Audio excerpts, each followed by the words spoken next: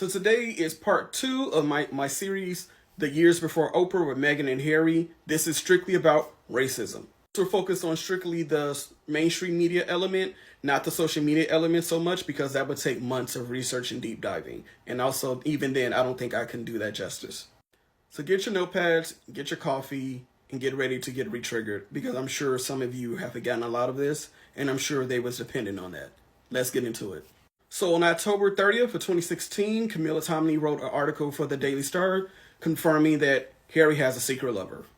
Literally the next day, on the 31st, she writes another article for the Express this time, giving that secret lover a name, Meghan Markle. And literally 2 days later, on November 2nd of 2016, the infamous article that we now know of as Harry's Girl is almost straight out of Compton. And this article is important because the reason why this article is referenced all the time, because it was literally the first big article after that it was revealed that Meghan and Harry were dating. And the first article that would come out, it was concerning race. And this article also shuts down this narrative that the media is currently trying to push, that Meghan's race was never an issue. Meghan's race was not important. No one even knew that she was black. Really. Even revisiting this article was triggering, because if you go back and reread it, it was even worse in the actual article than the headline. It was focusing entirely about crimes in a neighborhood that Meghan Markle and her mother never even lived in, as you can see. And then the next day, on November 3rd of 2016, another article comes out saying Harry to marry into gangster royalty. November 4th of 2016, the Daily Mail writes another article, says, exclusive, Meet the Family, how Harry's American girl's ancestors were a tailor, a teacher, and a cleaner in racially divided Jim Crow South.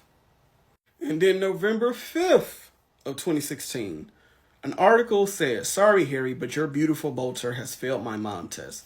But this is what she says in this article that makes this what it is. In this article, she claims Harry needs a girl like Sophie Wessex or Kate Middleton. But in true racist fashion, the next line she says, but it's not about Meghan Markle's mixed race. It's not about race. But then in the article, she says this as well. While saying it's not about mixed race or her race at all, she continues on to say that in Harry's blood will be mixed with some rich exotic DNA and all about Meghan, her mother's dreadlocks. But it's not about race. Really. And because racism was getting so bad on the mainstream side and social media side, Harry had to come out a week later to confirm, yes, he's dating Meghan Markle, but please start with the racism, sexist abuse that she was enduring. And because Prince Harry put that press release out, it helped slow down a lot of the racial abuse that Meghan was receiving for the remainder of 2016 all the way up into the engagement from the mainstream media, not the social media part. And it also shows that had the palace released any other type of notice against any of the abuse that Meghan was receiving over the years, it really would have helped. And we also know during this time, someone in the family had raised concerns for the skin color of their potential baby in the future. On October 26th of 2017, the Daily Mail does another article concerning Meghan's race and her background. Now, from here on out is when they get back into the whole racist abuse and the dog whistles. This is when they go full throttle. And then we jump to November 27th of 2017 is when Prince Harry and Meghan gets engaged. And they do this interview, which is very important to this story. And the reason why this is so important is because this will be the only time up until now that Meghan will speak about the racial abuse that she was receiving. Mind you, we now know that this was pretty much a planned interview. The questions they knew they were going to be asked, and it was all pretty much an act. And it also eliminates that narrative that the media is oddly pushing today, that Meghan Markle is the only one who was raising the conversation about racism. Some of that scrutiny, and you ended up making a very public statement about it, some of that scrutiny was centered around your ethnicity, Meghan. When you realized that, what did you think? Of course, it's disheartening.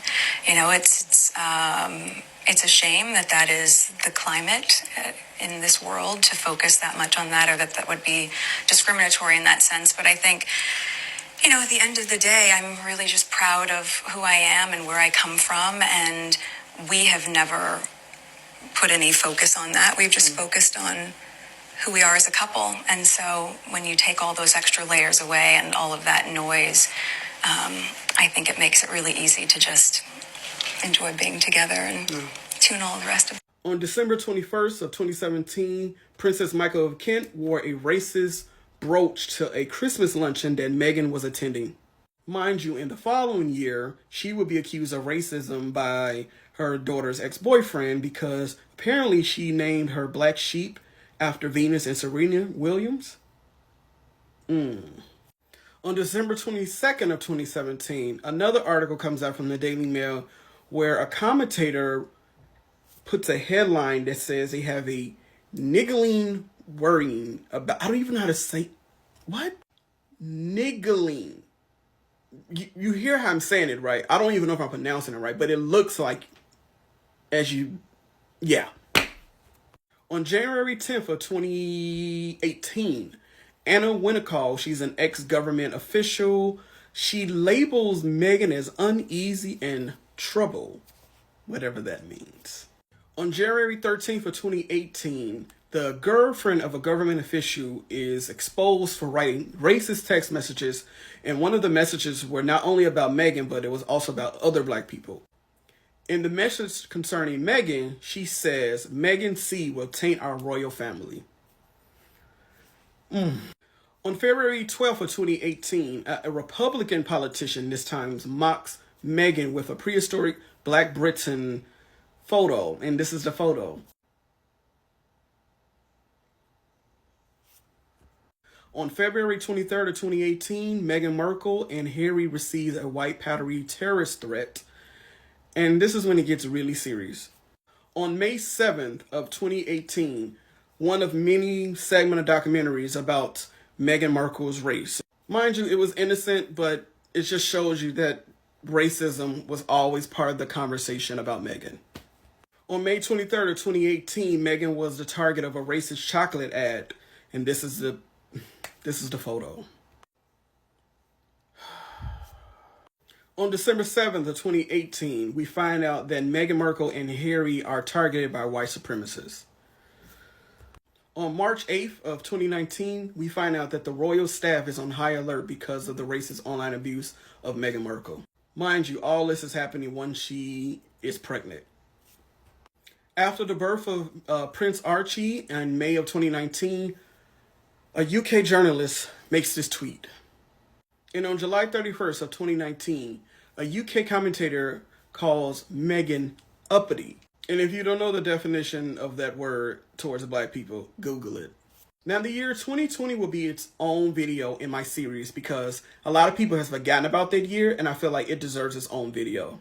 And if you haven't watched part 1 of my series, which is focusing on the family aspect of the Markles, please go check that out here or my YouTube.